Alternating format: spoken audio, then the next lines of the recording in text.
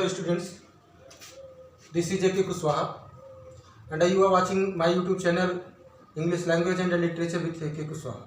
Welcome in this session of English teaching. Today we will study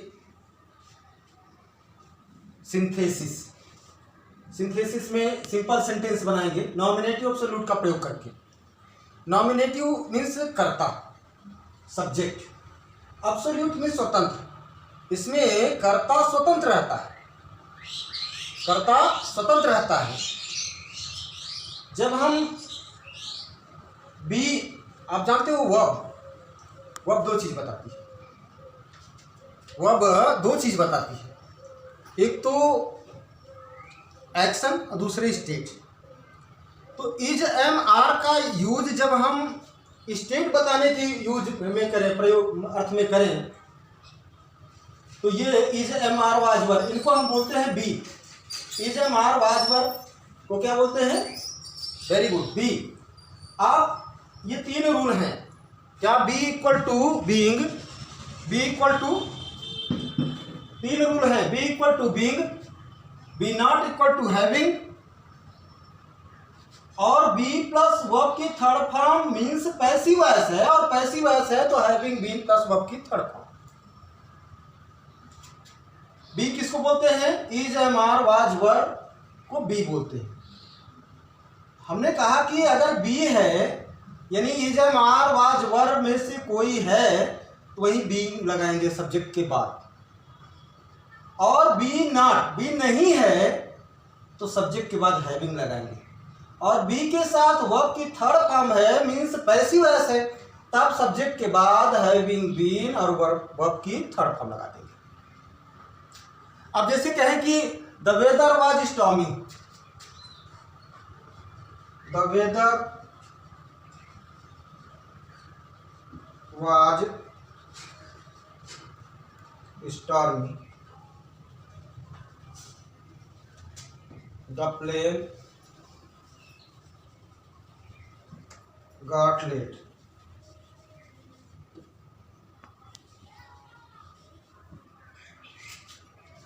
अब आप देखिए कि यहां जो वाज है, यहां क्या करना है? Is am are was were को ही हम बी बोलते हैं, तो यानी बी है. अब बी के स्थान पर क्या करना है? बी इक्वल टू बीइंग, तो यहां क्या करना है? बीइंग लगा देना. क्या बनेगा? The weather being stormy, comma कर देंगे, द प्लेन गॉट लेट.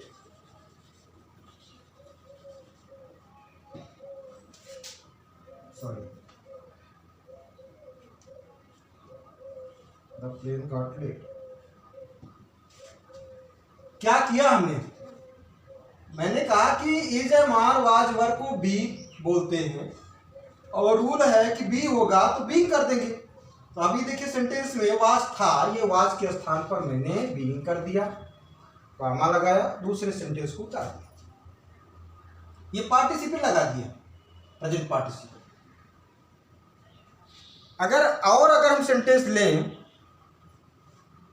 तो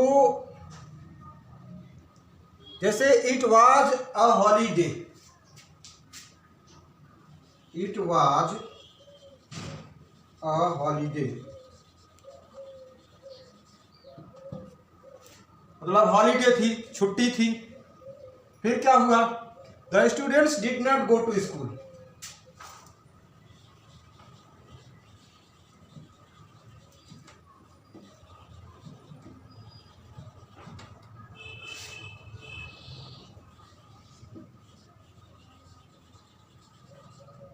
अब इस पहले सेंटेंस को देखकर आपको बनाना है.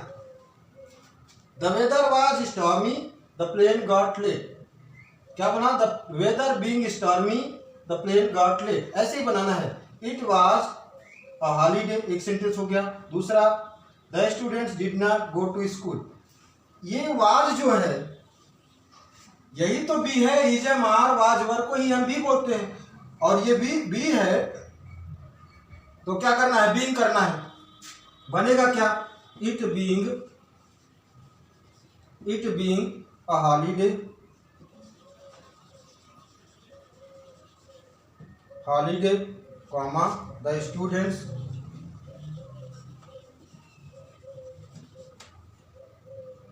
डिड नॉट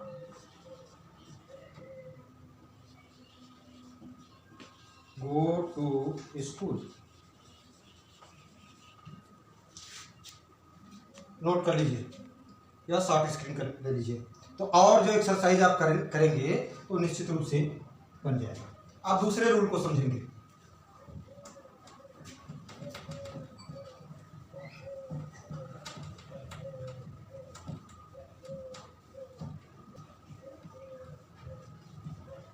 दूसरा रूल क्या है? हैविंग प्लस वर्ब की third form. Having plus be नहीं होगा तो हैविंग प्लस वर्ब की थर्ड फॉर्म लगा देंगे। बी नहीं होगा तो सब्जेक्ट के बाद हैविंग प्लस वर्ब की थर्ड फॉर्म लगा देंगे। तो the teacher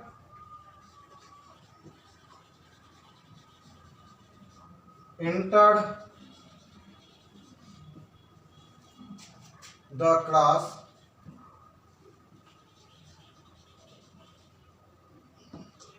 the students stood up।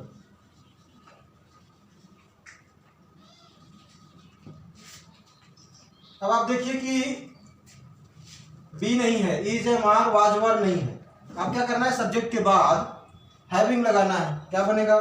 The teacher having, यह है सब्जेक्ट के बाद हमने क्या लगा दिया? यही हैविंग लगा दिया। The teacher having entered the class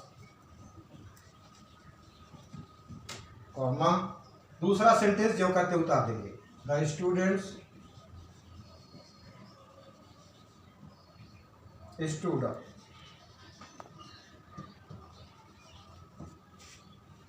देखिए कैसे बना।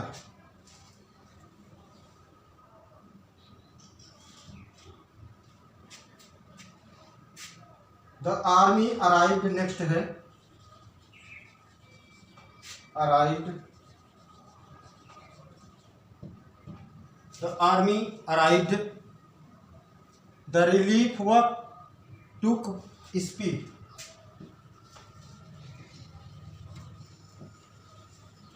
Work took speed.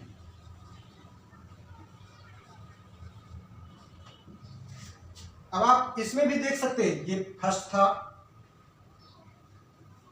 ये बना, और ये है आपका सेकेंड। द आर्मी अराइव्ड, ये सब्जेक्ट के बाद देखिए बी नहीं है, is am are was were नहीं है, क्या लगाना है? हैविंग। क्या बनेगा? The army having arrived comma the relief work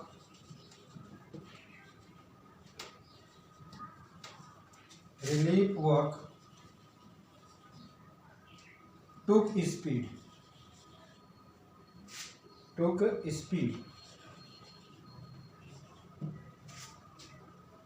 मतलब is am are was were नहीं है तो सब्जेक्ट के बाद हैविंग लगाना है, वर्ब की थर्ड फॉर्म। यहां आप लिख दीजिए वर्ब की थर्ड फॉर्म। तो the teacher having entered the class, ये हैविंग क्यों आया? क्योंकि is am are was were यानी बी नहीं था, तो सब्जेक्ट के बाद हैविंग आ गया, फिर थर्ड फॉर्म आ गया। Having entered the class the students stood up. इसमें द आर्मी ये सब्जेक्ट था, इसके बाद क्या आ गया? हैविंग अराइव्ड कॉमा दूसरा।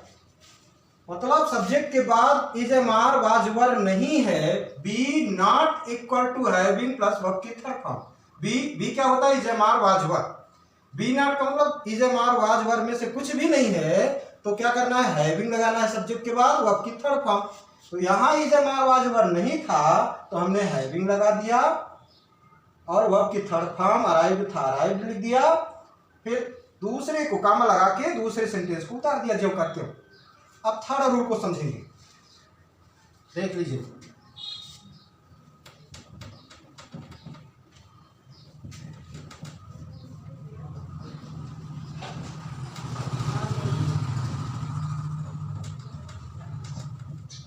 थर्ड रूल क्या है कि हैविंग प्लस वर्ब की third form, having been plus verb की third form, having been plus verb की थर्ड फॉर्म लगती है।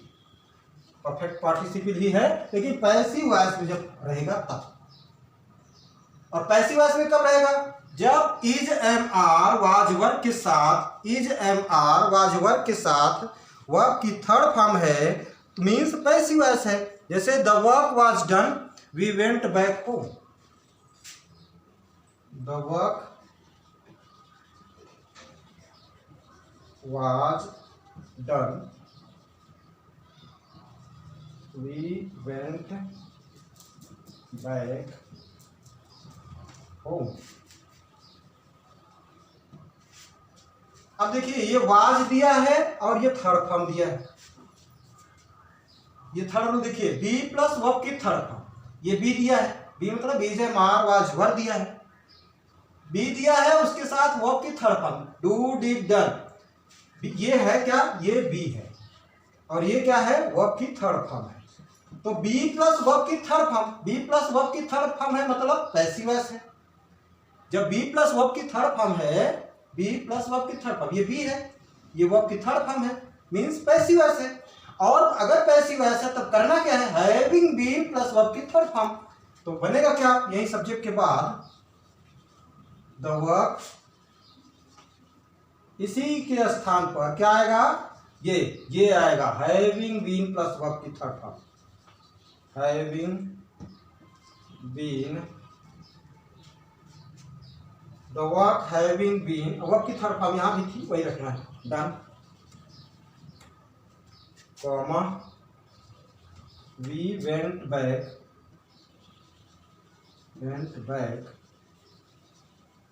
The work having been done, comma we went back home. अगर इसी तरह से दूसरा सेंटेंस बनाना हो तो क्या बना पाएंगे क्या? जरा एक बार इसको समझिए। अगर ये समझ में आ जाता है तो फिर पूरी एक्सरसाइज आप लोग सॉल्व कर लोगे। The letter was written, he posted it at once. The letter was written, he posted it। चलिए इतना है। अब देखिए कि ये वाज क्या है? बी है। रिटन क्या है? वर्ब की थर्ड फॉर्म है, यानी ये बी है और ये है B3 वर्ब की थर्ड फॉर्म। तो बी प्लस वर्ब की third form, be plus verb की third form means passive voice. ये सेंटेंस पैसिव में है, और पैसिव में है तो हमको लगाना क्या है? हैविंग बीन प्लस वर्ब की थर्ड फॉर्म। तो द लेटर, सब्जेक्ट के बाद वही लगाना है, द लेटर, ये आएगा क्या? हैविंग बीन प्लस वर्ब की third form. The letter having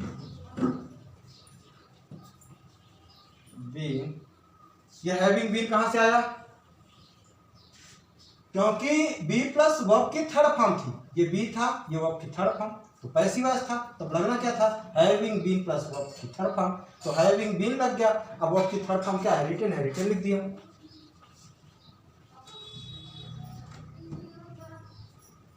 comma करके दूसरा सेंटेंस उतार दिया, ही पोस्टेड इट।